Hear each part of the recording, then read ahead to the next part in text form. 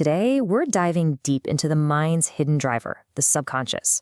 We're going to explore why we do the things we do, especially when our conscious mind wants something totally different. So, if you're ready to take a look under the hood of your own mind, let's get into it.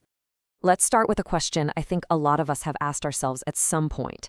Have you ever had that feeling like you're just stuck? Caught in a loop, maybe repeating the same kind of mistakes in relationships or at work, and you just can't figure out how to break the cycle? Well, the guide we're looking at today suggests the answer has everything to do with understanding that we're all operating with two different minds. You've got your conscious mind, the one you're aware of right now, and then there's the subconscious mind, which is, well, the real powerhouse working behind the scenes.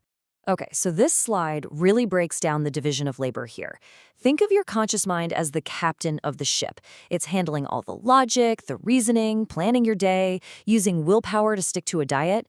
But the subconscious? That's the rest of the iceberg. It's this vast hidden world of your emotions, your memories, your deepest beliefs, and all those automatic patterns. It's the silent engine that's actually driving the ship. And if you want to understand the power difference, just look at this. It's pretty staggering. Your conscious mind can process about 40 bits of information per second. And that sounds like a lot, right? Well, your subconscious mind is processing around 11 million bits of information in that exact same second. It's not even a fair fight. It's like comparing a calculator to a supercomputer. So, what does that incredible processing power mean for your daily life? Well, it boils down to this. A whopping 95% of what you do every single day, your decisions, your reactions, your habits, is driven by that subconscious programming. Think about that. Most of your life is run on autopilot. Okay, so if our subconscious is running 95% of the show on autopilot, you have to ask, where did it get its programming? Where did the script for this autopilot even come from? Well, the material we're explaining today points straight to our earliest years. This slide points to a really critical window in our development.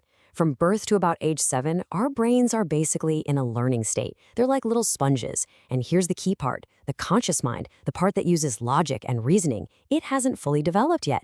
So we're just absorbing everything around us, beliefs about love, about safety, about our own self-worth, directly into our subconscious with no filter. And all that early absorption leads to something called the familiarity principle.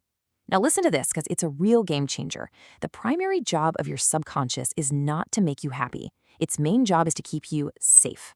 And for the subconscious, safe just means familiar. So it will automatically steer you towards people, jobs, and situations that feel familiar, even if they're not healthy for you.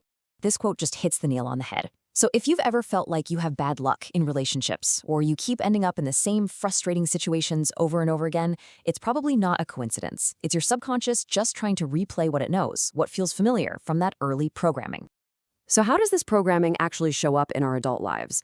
Well, the guide organizes these patterns into what it calls the 5 core emotional wounds.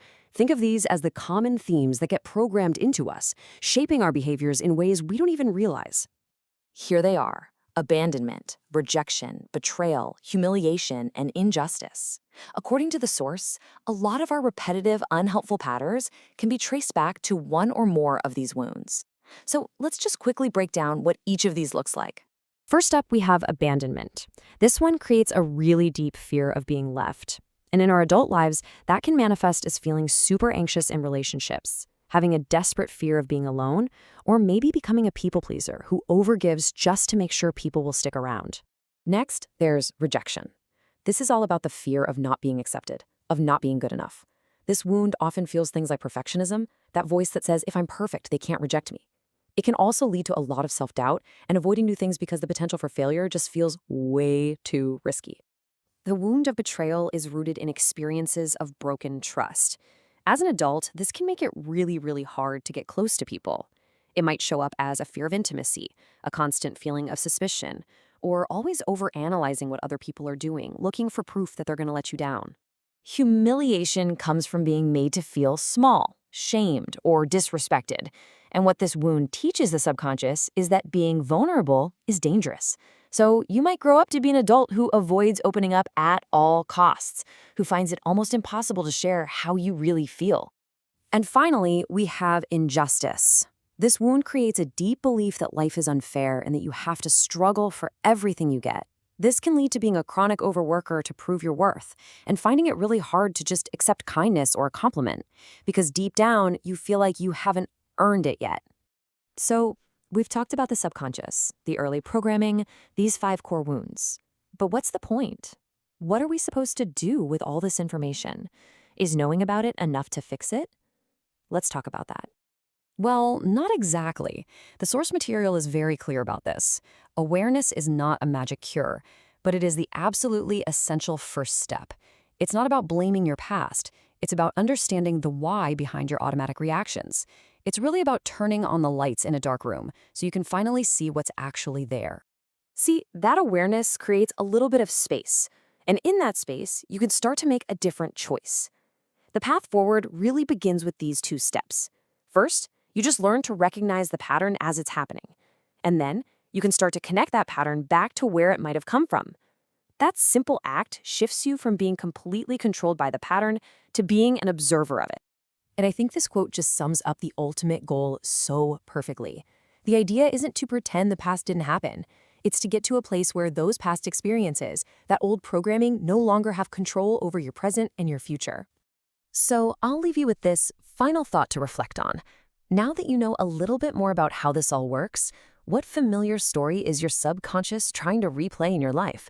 And more importantly, are you ready to become aware enough to start writing a new one?